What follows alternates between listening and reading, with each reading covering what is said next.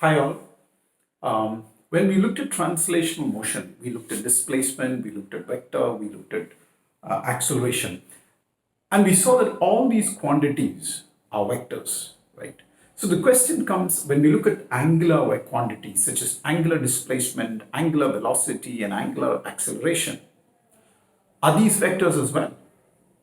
Well, the answer is yes, definitely, these are also vectors, right? So whenever we work with them, we need to be knowing that we are working with vector quantities, right? Now, when we looked at translational motion, we took a straight line, we took an origin, and we said anything in this direction was positive and anything in this direction was negative, especially when we looked at one dimension, isn't it? And it was easy to work with it because that direction is positive, this direction is negative. We know that the vector points in this direction, vector points in this direction, right? So it is easy to work with. I think the same ease comes when we work with rotational motion. Like as I said, there is a axis of rotation. Remember, the axis of rotation is into the board, right?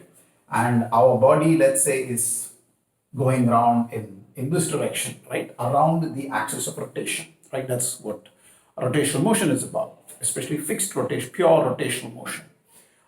So in this question, we take whatever is going in the anti-clockwise direction is taken as positive, right? And whatever goes in the clockwise direction, right, is taken as negative, right? So that becomes easy. So remember, easy to remember, clockwise is negative, okay? So when, let's say, a displacement happened θ1 in this direction, in the anti-clockwise direction, and displacement happened θ2 in the clockwise direction, you can say the net displacement is θ1 minus θ2. So that's easy to understand, isn't it? Right? So similarly with omega, with alpha, the direction is, the clockwise, the anti-clockwise is taken as positive, the clockwise direction is taken as negative. So, there comes a clarity with signs, right? But the deeper question is, it's a vector, it has to have direction. Does it have direction? Yes, it has direction. How do we take the direction? Now, we use what is called the right hand rule. So if, let's say, the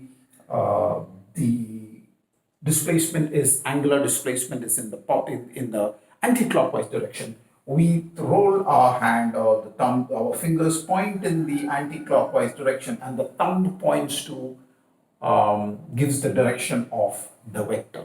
Okay, so in this case, when we are giving the positive sign, remember that the actual direction of the vector, so to say, because vector needs a direction, is taken out of the board, right? And this is difficult to, this is an idea which till now we were used to saying the direction of motion was in which the vector direction was in the direction of motion. But in this case, the body is moving like this in this direction, and you see that the vector is pointing out of the board, right? So the motion is taking around the direction of the vector. And this is a new concept, but this is how we conventionally, because when we are working with vectors later on, you will see how this concept, this way of seeing the direction of vector helps us work with these quantities, okay? But when it comes to pure rotational motion, I think you can, for the time being, forget about the direction, whether it's out of the board, into the board, the direction of the vector, and work with the signs of the vector, because that shows, whether it is in one direction or in the opposite direction. Anti-clockwise positive, clockwise is always negative. Remember that, right? Thank you.